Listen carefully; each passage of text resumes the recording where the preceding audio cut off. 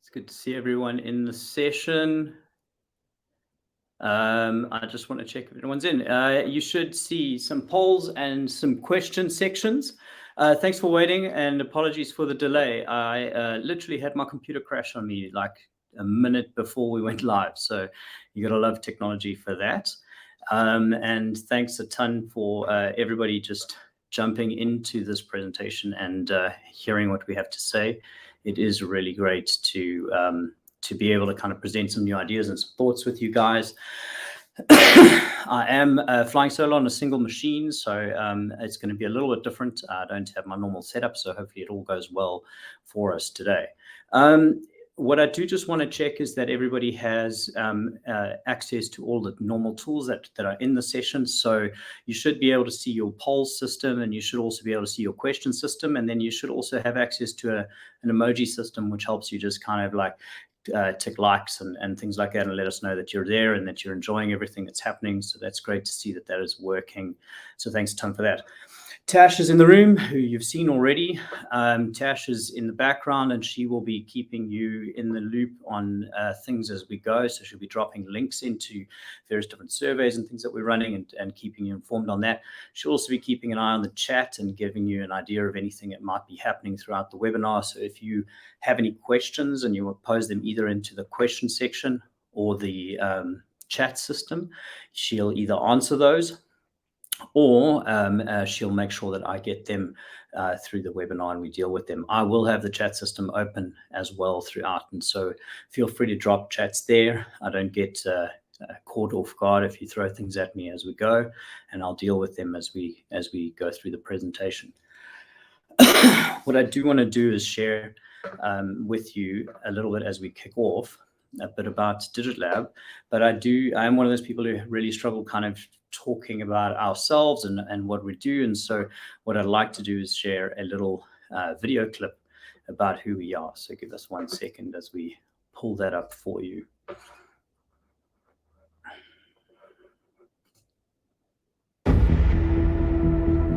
People.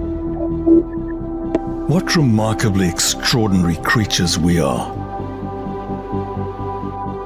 We can feel the full spectrum of emotions in one day. We have the potential to make things beautiful and stand strong for what we believe in. We're passionate, curious about the unknown. We evolve and reinvent ourselves. Driven by the desire to connect, we've built a digital world. The global village brought people closer together than ever before, offering a new environment to do business on. But what does it take to survive in this world? Simply put, you need to understand the person on the other side of the phone, as well as the phone itself, creating a unique middle point where people and technology meet. That's where you'll find DigitLab. Through technology, we find ways to make people's lives better and thrive on challenging what's possible. Coming from different backgrounds, our team brings fresh perspective and dynamic thinking. With us, you get a partner that's just as invested in your success as you are. Sure, you could do things the way you have been, but we've got a feeling that doesn't sit well with you, just like it doesn't sit well with us. So, let's stop calling things impossible and start making history.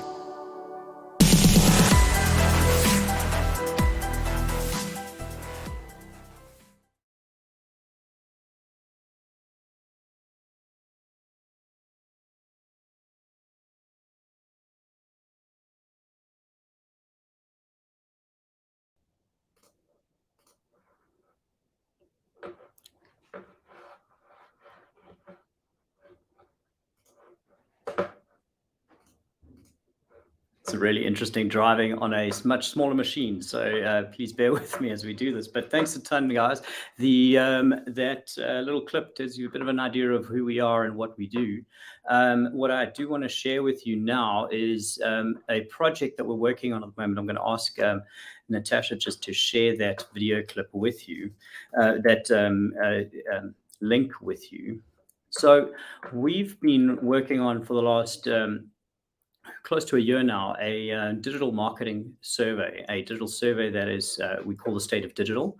And this survey is being put together to really understand not so much what marketers should be doing, or to try and formulate some sort of response of where marketing should be going, but rather to really understand where marketers are going. We're trying to understand what business actually does, as opposed to what everybody says business should be doing. And our reason for this is that we really find that marketers as a whole are spending a lot of their time chasing these ideas that everybody is telling us that we should be doing. Like if I give TikTok as an example, we're always being told that we should be chasing the next big thing. Facebook is a classic example of that hype generation. We need to chase Facebook, then Instagram, then we need to chase the metadata, then we need to the meta world and the metaverse, and then we need to chase Threads is the next one. And so we are constantly kind of pushed in these different directions. What was more interesting to us was to really understand where businesses are finding their actual value. And so this survey is 16 questions that leads us in that direction of really understanding where business finds value and trying to understand the most about that actual conversation. And then understanding that conversation, we put this survey together. And putting that survey together has really been quite a big eye-opening conversation for us. And putting that conversation together, we ended up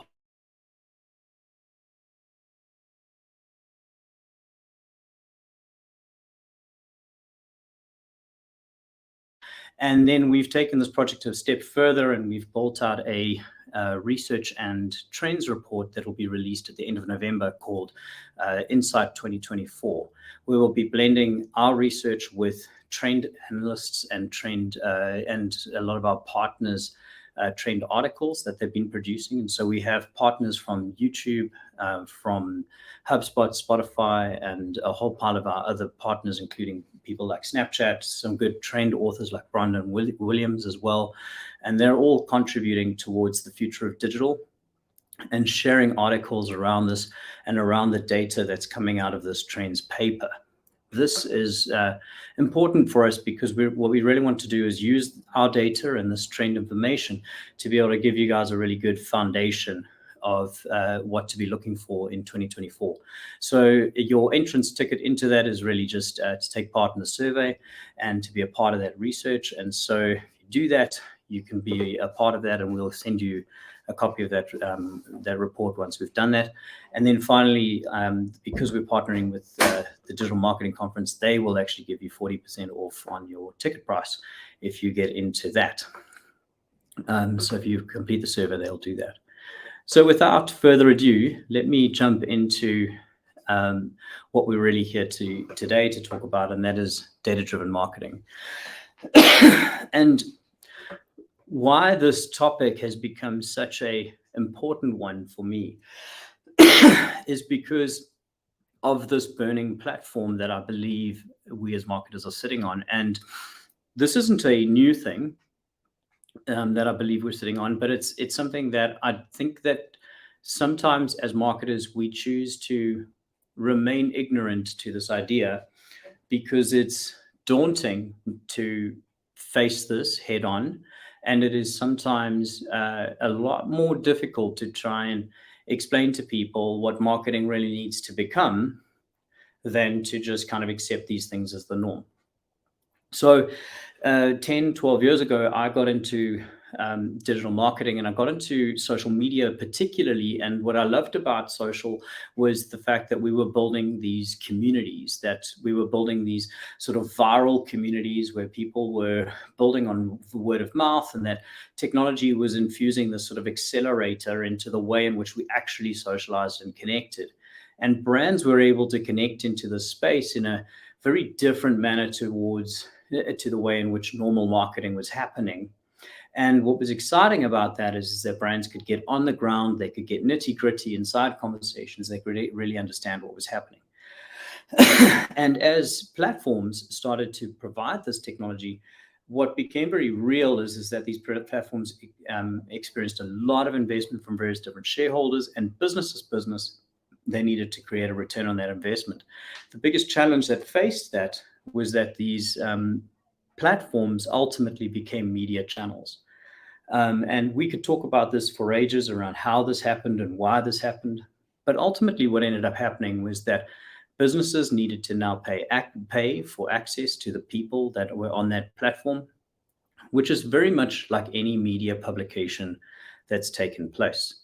We moved away from chasing followers as metrics and chasing community as a metric. And we've ended up chasing impressions, which is a media metric. So the reason that we've been able to do that is because social channels and digital channels as a whole have been able to provide us with much better data than, say, your traditional mindsets until now. What's happening now is the media industry in digital is becoming blurry at best. And what I think a lot of you would be experiencing to date is that your experience with things like Google and Meta marketing and advertising right now is that you're getting your leads, you're getting your conversions, you're getting your awareness, but the engagement and the return on investment that you were getting before was much higher than what you're achieving today. And because of that reason, we're needing to find new ways to be able to engage our market. The reason that you're getting less return on investment for the same spend isn't because things are just getting more expensive, but the media industry is being forced to use less of the data that it has available on these people in which it's tracking. And that's because of these international personal privacy acts that are taking place, and the likes of GDPR and POPIA. These businesses just aren't able to provide this personal data to you anymore. And so where this hyper focus of being able to provide you with the right customer at the right time, this industry is just not able to do that. Now, this will change. There's already things taking place that are really interesting, that are taking place to allow these businesses to be able to do things. Google in itself is doing some really smart things. Meta's doing some things. I don't know yet if they're particularly smart, but they're doing some things to be able to kind of tackle this as well. And I think that what we'll see them adapt, but they're not necessarily, they haven't adapted yet. And so we're, as marketers, are experiencing this very blurry media platform that is losing its return on investment, and we're struggling to find ways to capture our market. The other problem that I have is that as marketers, we have always been encapsulated and captured by this media industry, because they know more about our customer and they own the access point to our customer more than we as businesses and as marketers own it ourselves. And so this media platform that has provided both the doorway and the access, as well as the information and knowledge to our customer, is blurry and is gatewayed and has become a major challenge for us. And this blurry nature means that we're losing our opportunity to capture our market. And the other problem is that we've got this analytics platform that all of these media channels are giving us. And these platforms have all been designed by the platform itself. And this is a major problem. And the reason I say that is because if you think about why people create business platforms. They create business platforms because they want to generate a return on investment for their shareholders or for themselves. And this challenge that we're facing all the time is it looks like they're creating analytics for us to be able to access, to be able to measure our businesses, and it looks like a really good thing. But I'm going to use Facebook as the example here. We saw five or 6 years ago the shift from being able to measure and look after communities. We saw that shift take place from that point to now shifting towards measuring impressions. Now, the reason that took place was because Facebook needed to pivot out of selling access to communities to selling access to impressions. It needed to sell access to its entire platform, not just the communities that brands were providing. It was more lucrative for you to be able to access everybody than just to be able to access the people you were following. And so at this point, the media analytics that you had access to suddenly pivoted. And the key things that you were showing were not followers. The key things you were showing were impressions. Now, that wasn't because of a strategic move that you made as marketers in the business. That was because of a strategic move that Facebook made in the marketers. So whenever analytics are designed by the platform, they're designed in such a way to build the platform, not to build your business. And we are so often presented with analytics that build the platform, not our own business, and yet we are trying to build our business off of them. If we're honest with ourselves, impressions don't build our business. Click-throughs don't build our business. These are metrics that build other people's businesses. Because they allow people to charge for them. And so every click, it builds Google's business or Facebook's business because they charge for those. They're metrics that they charge for. They mean something to those businesses.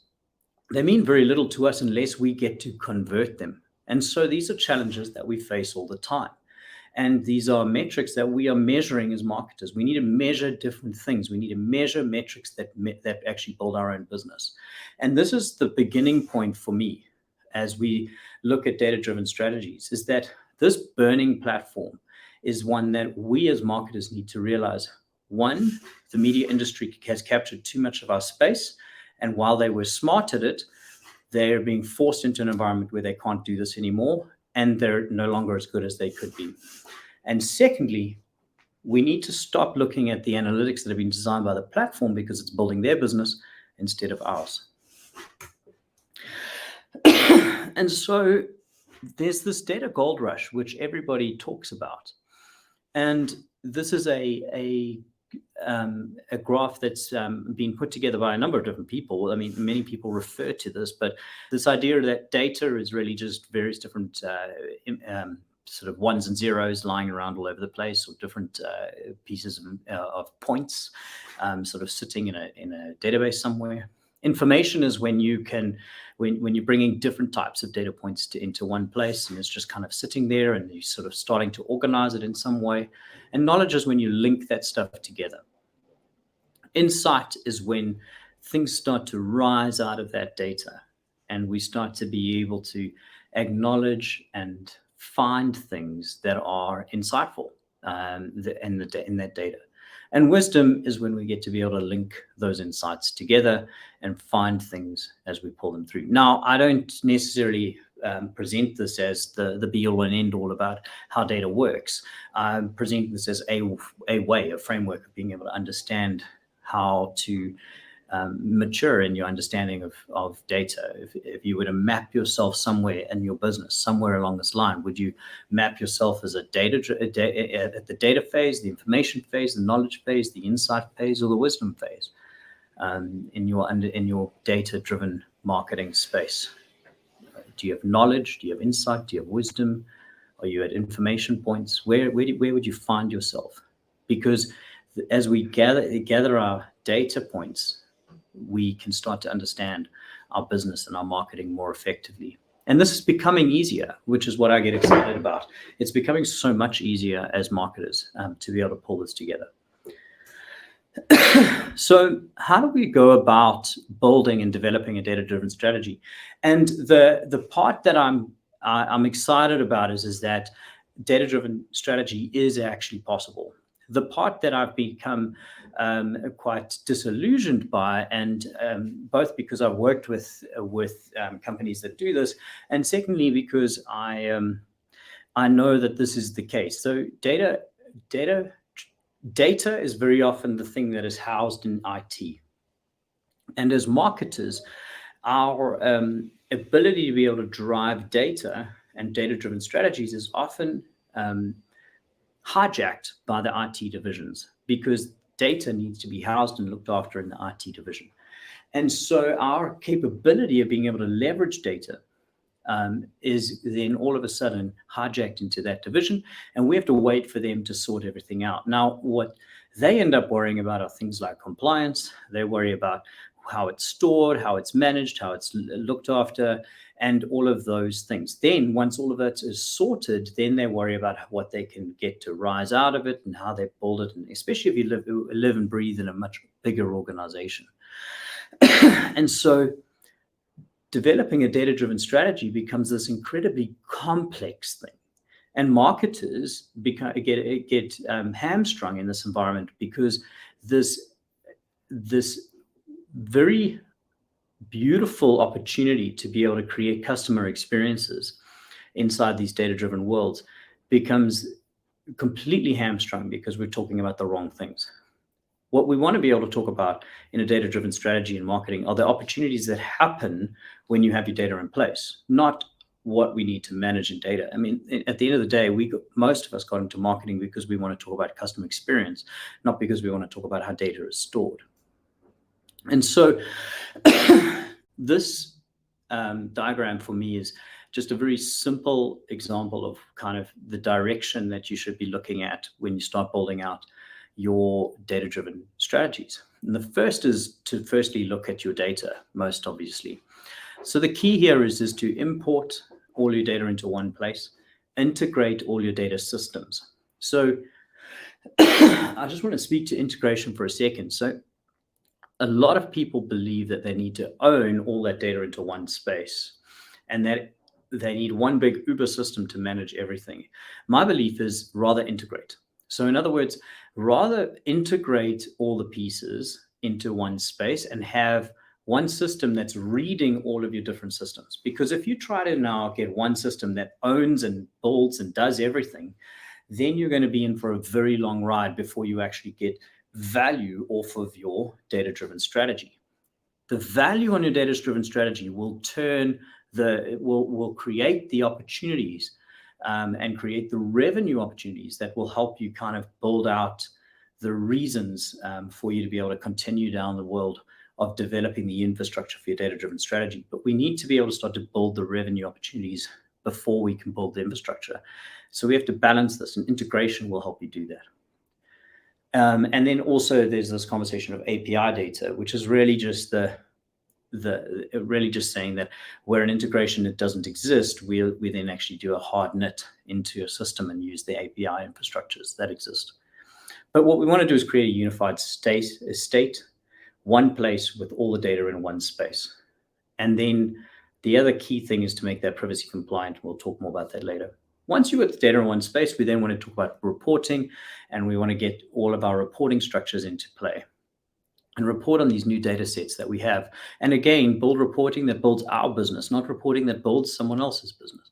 Report on the things that matter. And then only at that point do we then build content. And so many of us are building content before we've got our data and our reporting in place, because the content is what people see as the activities that matter in marketing. But if we build the data and the reporting, our content is led in the right way. And so at this point, we then build our content around the opportunities to engage customers that come out of the reporting functions in our data. And I spoke last week at the social media conference about this, how we build plans after plans after plans in social media content, but actually we can build customer experience after customer experience after customer experience. And so we can stop thinking about what are we doing in April, what are we doing in May, what are we doing in June, but we can actually start thinking about our social media content as how do we get people from moving from a lead status where they're interested in our brand and moving into a consideration stage where they're actually starting to consider purchasing our brand. And then that allows us to be able to move from building our content that's maybe around celebrating a day to actually content that's actually moving our customer towards our purchase process, which is way more valuable towards our business than it is around just building monthly content plans. That's just an example of what I'm talking about. There's so many opportunities that exist when we start to apply this mentality. And then we get into messaging, because once you've got your content in play, now you've got people engaging in that content. So you want to now have these messaging platforms that come in, and you want to make sure that your messaging comes in at the right time and the right frequency. And so you want to be able to measure how your people are engaging with this content. And then finally, once you've got data reporting, content, and messaging in play, and all of this is kind of managed in cycle by people that are on your team, once you know what's working and you've got this gear, you now want to automate that gear. You want to put that gear into a machine and then start working on the next gear. And so automation in your data-driven strategy is where you definitely find your scale and your opportunity to create scalability. And this is where we need to, as marketers, start to think more like a manufacturing company, where we build machines, marketing machines. The big American kind of culture of thinking is funnels. I don't like the idea of funnels. I prefer the idea of a machine or something mechanical, because we need to go back and maintain it and look after it, whereas a funnel just feels like something we just drop people into. This is something that we actually work on all the time and keep greased and well oiled, and make sure that it's always working well, and we're revisiting it, and we always making sure it's in tip-top shape. But I love the idea of building these automated machines that build our business in the marketing space. The other beautiful thing around building out data-driven marketing structures is this concept about privacy by design. Now, privacy by design is conceptually around a key principle that says we're going to build a technology that manages our social structures, that manages our data infrastructure, so that multiple people can access it, and at any given time, its data will always get managed based on the privacy. Sorry, I can't think straight. My dog is trying to get out of the room. Just give me 1 second.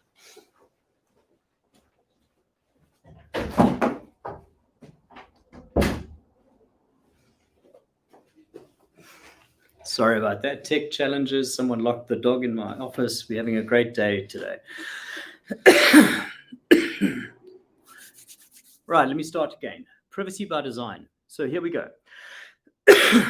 Privacy by design is a concept that says this: if we can build technology that manages privacy by the design of our organization, then when anyone accesses that data, the technology enforces all the security concerns around the privacy of the people that are in that data. So let me put it like this. If you have a POPI Act in play in your business right now, and you have POPI controls, and you don't have technology that's helping you manage that, then every time someone accesses personal information, someone manually has to make sure that all of that is being done correctly. Privacy by design says, hang on, if we put all our information into one space, the technology itself will manage that infrastructure. And so the concepts that come into play are really great. So we can be proactive instead of reactive.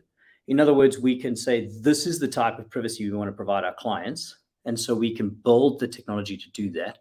And so we're not being reactive, as in every time a client phones us and says, I want my data, please. And now we're reacting to it. We can be proactive in the way in which we manage that. And we can put our customers' data at the front of our business and really look after it. And then secondly, we can then look at privacy being a default setting. In other words, it's not something we have to think about at the front, like always going, we must make sure it's we must make sure, we must make sure it's private. The privacy controls will always be the default. And everything we do in our marketing space will always be private because the technology never allows us to not be private. And then privacy gets embedded into the design of our infrastructure.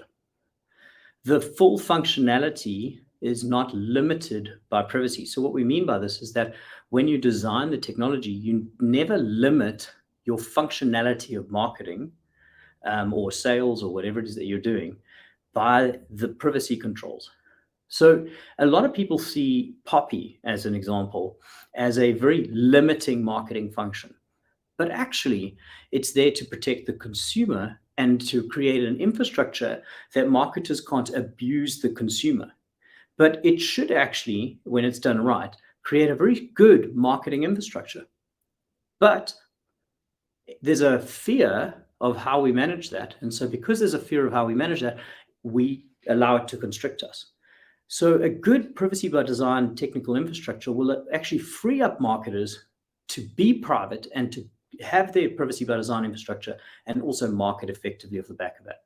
It also then will provide end-to-end security, respect the user's privacy, and then also provide visibility and transparency to the users that are involved in what you're doing. And so privacy by design at the base of your data-driven strategy provides peace of mind for you as marketers that your data is being well managed and that you don't have to worry about that. You can now worry about how you're going to build great customer experiences off the back of that data. Because the biggest challenge that a lot of marketers are struggling with the concept of doing data-driven marketing is how do we manage the privacy controls off the back of this. So in short, when you look at POPI and GDPR, there are a couple of things that need to be dealt with. In short, when we're looking at digital, we want to make sure that your privacy policy is written in such a way that it is broad enough and manages all the different aspects of how you deal with data, that your cookie policies on your website actually do what they need to do. The vast majority of WordPress plugins, as an example, that are out there don't actually disable the things that it should disable should a person choose not to allow you to track their privacy. And so when they choose to do that, you're still actually tracking their activity. Now, should someone actually challenge you on that, that's actually going to become a problem. The other thing that a lot of people don't know is you're supposed to keep a log of every single IP address and person that actually enables that cookie tracking. So if you don't actually have a log, you're not compliant in that space, especially from a GDPR perspective. Forms are obviously big areas of GDPR compliance, and so you need to make sure that the way, like all the tick boxes and the way in which you manage that is being well managed. And a lot of people don't understand when to ask for the tick and when not to, etc. And then the way in which you manage your subscription settings is obviously very key as well. So these are things, just a couple of things to be aware of that you need to be thinking about. But what I have done is we have put a big paper together around navigating POPI, which we co-wrote and got signed off by a legal professional at Lot Attorneys, who is currently defending a lot of people around the POPI Act at the moment in High Court. And so it has a lot of experience in the space. And this particularly has to do with legitimate interest and how marketers can leverage and talk to POPI around this idea of not needing consent for every single thing that we do. And so if you want to tackle how to navigate POPI in South Africa and GDPR across the board, that's a paper you can take a look at. We will be sharing these slides. And so a lot of the stuff, as if you are familiar with marketing in general and the software that's around, we're talking a lot about CRM. We're HubSpot suppliers, so hence the HubSpot picture that you're looking there. But really what good CRM systems do is they will provide an infrastructure for privacy design, and they will provide integrated reporting platforms and automation, centralized customer solutions, and a testing environment. Now, what I've spoken about is your kind of key things. If you've got a CRM in place, you then end up with the technology at play with it, right? If you get that technology in the right place, you now have a playground in which you can work, which means that you can focus on the user journey. And this is the key. What we want to do as marketers is put the tech in place to enable us to actually focus on this. because the conversation as marketers in developing a data-driven strategy should not be about the tech. It should actually be more about how do we move people to each stage of this journey, because that's what we're good at. We're good at the customer experience. And what we need to be good at is applying the right technologies to enable us to do these things. How do we attract, engage, and delight our customers? And then that purchase journey that I've got down the side is a standardized one that kind of it gets pulled into play. And when we apply these to different customers, say in e-commerce or in B2B or B2C, B2B2C is also really interesting. But like as you move through these things, they change and they adapt based on different business models. But essentially, the core of it is very similar. There's this point at which people have no idea who you are. And so we have to ask ourselves, how do we get people who don't know who you are to get to know who you are? And how do we get to people who know who you are to then think, hey, I need to start researching who you are. Like, I want to start getting interested in what you do.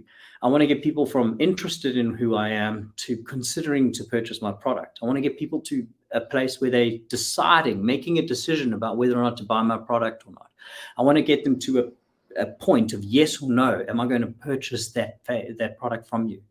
In that post-decision phase where I'm wondering if I made the right decision, I want to make sure that my customer at that point is really feeling validated by what they're doing. And then at some point, I want to delight and retain that purchase. I want to retain that customer and make them feel satisfied with what they're doing. These data-driven strategies are all about that customer journey and being able to build out these opportunities to be able to tick people through this process and change the way we think. Because at the moment, what we do is we go, where is my target market and what do I want to say to them that will somehow attract them so that I can close a deal? And so what we're doing is we're focusing everything on maybe the first 2 or 3 stages. And we're doing it in such a way that we don't actually have access to our customer. But when you build a data-driven strategy, you say, well, let's build a technology that allows us to remain compliant around things that are in play, around privacy, that allows us to bring the data into one single space. When we bring this data into one single space, it's ours. It's our data. We know our customer now. We have access to our client. We don't have to go to media companies to find out who our customer is. We just go to the media companies to access their channels to speak to our customers in unique ways. And so we get the power sits back with us to be able to understand how we want to be able to tackle the communication strategy. And that's what it should be, a communication strategy, not an access strategy. And so once you've got that power back in your boat, you can now start to go, okay, if I don't have enough people who know about me, then I need to build awareness. If I've got a lot of people who know about me but aren't considering my product for purchase, then I need to start building leads out of these people that know about me. And you can start to actually find all the areas in your business that are going to open up those opportunities and those doors for you. I hope this is all making sense. Please feel free to drop some questions and comments into the chat. I know that sometimes if this sort of concept starts popping into people's heads, it can change a few thoughts around from a marketing perspective. I'm going to jump into the next slide. What I'm sharing with you here is I'm going to try and just help you see visually, because a lot of people have sort of said to me, but really, how does the automation thing, when you say it, automation scales, how does it really scale? So this is a typical kind of marketing budget spend. There's an ad spend, a social media spend, an SEO spend. There could be other things that you're spending on as well, but these are kind of like traditional things that, especially in digital, that we're spending on. And so what happens is that every month there are certain activities that are done and that are spent on, and they generate X amount of customers, X amount of activities, and things that are done. And then at the end of that month, they're all completed. And if you want all the same activity to take place around your business, you have to spend that money again. Automation works slightly differently. In June, I created one automated journey that helps me get more awareness around my product. And in July, I create another, and then I automate that journey so that that journey carries on for the next 6 to 12 to 24 months. And then in July, I'll work on the next journey. That journey is maybe not so much about how I get more awareness, but maybe that journey is about how I move people from the known space. So now they're interested in my brand, and how I'm going to actually get people to actually come and attend a webinar, or I'm going to get people to come into store. I'm going to send them some sort of coupon voucher or something and try and increase foot traffic on automation. In August, I'm going to focus on a happy birthday consideration channel opportunity. In September, I'm going to focus on building an automation that takes all of my happy customers, my advocates, and I'm going to use that to create a share campaign across social media so that I can get my happy people to reference and to talk about me and to share testimonials online so that I can build awareness in a very positive fashion. Or I'm going to use them to leave TripAdvisor reviews up online. And in October, I'm going to do something else that's great. And again, I'm using my data to understand, firstly, who I'm going to work with in my customer base or in my prospect base or in my customer base or my future customer base. But then what I'm going to do is I'm going to focus less on what can I do that's cool that month. And I'm going to focus more on what are the points that I need to move people from A to B. Prospect to interested to consideration to customer, etc. And at what points do these junctures add value to my business? And how do I get them to do that? And then I create these incredible experiences, which is what we do. We know that this will add business value, but we also know that if I just phone someone and say, hey, do you want to buy a product? That's not going to work. We want to create great experiences that people want to take part in. That'll help them make that purchase. And then we get to be a part of that. And that's what we mean by building out these data-driven marketing strategies. The data gives us a very clear picture of who our customer is and at what stage they are in your journey. And then we are then able to build these really fantastic experiences around that inspire them to make that next step towards that journey. We talk a bit about this in another paper that we've got around this benefit of using CRM to power your marketing. This will give you a bit of kind of like everything from a 101 to a bit more of a detailed brief around how this works. If you're on a CRM already and you're not on one and you read this, you'll see a lot of HubSpot conversations, and that's fine. The principles are all the same. You can make use of them as well. But what I want to do now is just move you to a mirror board. I'm going to share my screen and move you to a mirror board and just kind of walk you through a bit of a hypothetical journey just to try and make this a little bit real. Okay, so just hopefully we have no technical glitches.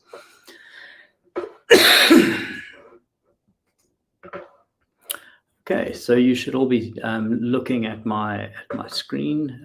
Just gonna, if you can just hit a couple emoji likes so that I can see that you guys are all on board. Okay, we got a couple there, so that's great. Okay, I'm just gonna switch over, so I can't see the screen, so I'm going to make the assumption that you're all on board. But what we're looking at here, what I've done here is I've created this called a swim lane chart. So these horizontal swim lanes are each of the stage. So I'm just going to zoom up so you can see what we mean. There's the awareness, there's the research stage, consideration, decision, purchase, post-purchase, and delight. And then what we're doing with each one of these stages is we're just showing some of the activities that take place and how this could kind of impact a particular version. Now, all I'm doing here is I'm looking at a particular journey that a user / kind of the users that maybe he or she impacts across the way would take based on a / multiple types of campaigns / automations that might be taking place. So what we're going to do is we're going to start in the corner here. We're going to say this person, part of an awareness campaign, that introduces them to a business or brand. And so through paid social media, this person becomes aware of your product. Now, the campaign was not just a normal campaign. What we did is we took a poll And so the poll was something like, tell us 3 things that are really fascinating about you. So what we've used in the hotel industry as an example is, are you a beach or berg person? And so what we're doing is we're trying to not only just attract the customer, but we want to attract the customer and learn about them at the same time. Learning about the customer becomes quite key, because and we'll show you why at a later stage. And so we build this poll campaign to create a nice, engaging customer experience, but also to learn about the customer through this. But now they've been exposed to your brand, and so they think to themselves at this point, they might think nothing and just take part in the campaign. That's fine. This dotted line will make sense a bit later.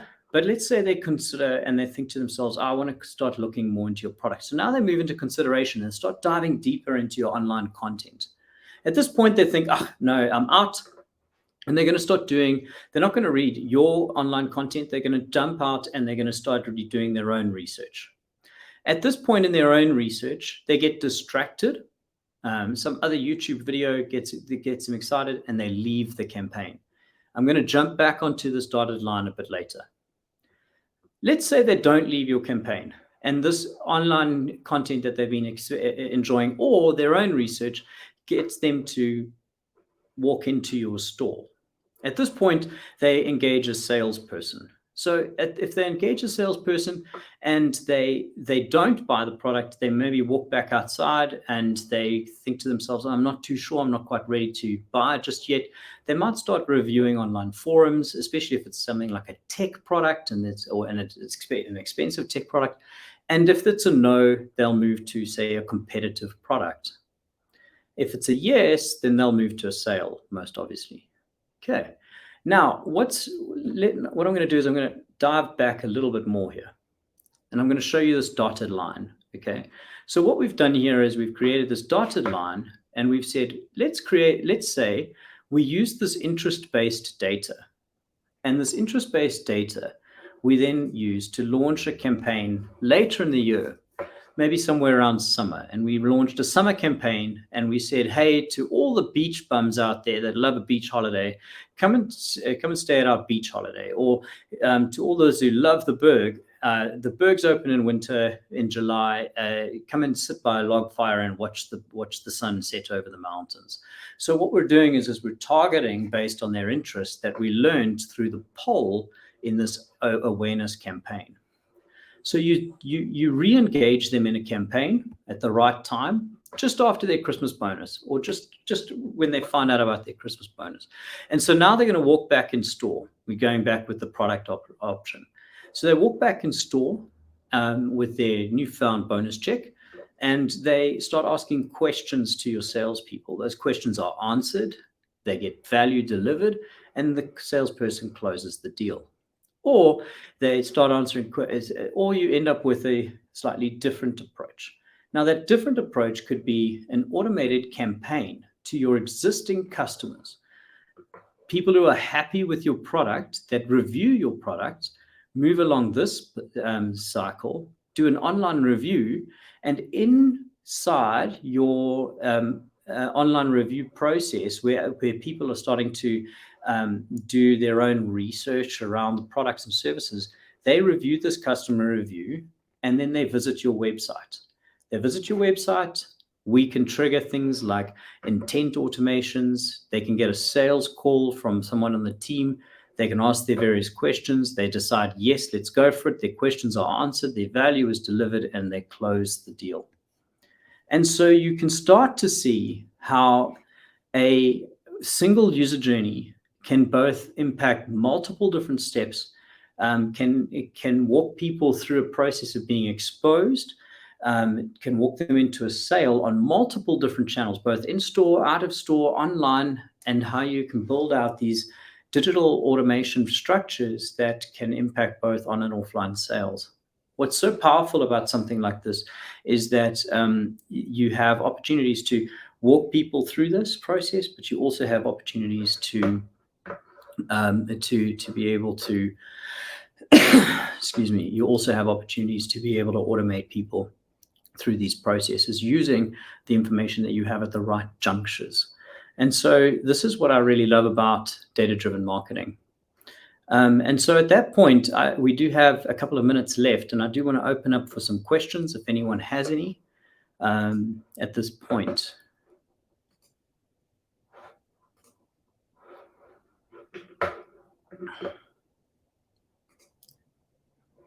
If anyone has any questions, you're welcome to fly them at me. It's very quiet on that end. Take the quiet as either everyone understands where we're at.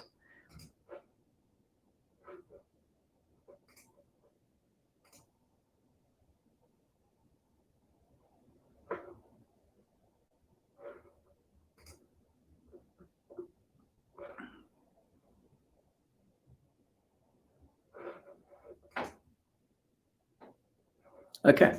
If there aren't any more questions, then what we're going to do is we'll close out a little bit early and let you guys jump back into your workday.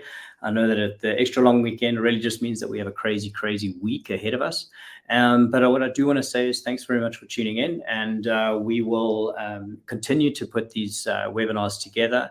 If you have other people in your team that would like to join future ones, this particular one is one we're going to be doing on repeat, probably once a quarter, 2 or 3 times a year. And then we also have a whole pile of others that you can attend through the year. So there are a bunch that are happening at the moment. We tend to run batches of webinars on an ongoing basis to teach people and to educate people around digital and to try and just keep people in the know around the trends that are taking place. And also particularly passionate about marketing and get quite disillusioned by some of the things that we're taught on a day-by-day basis.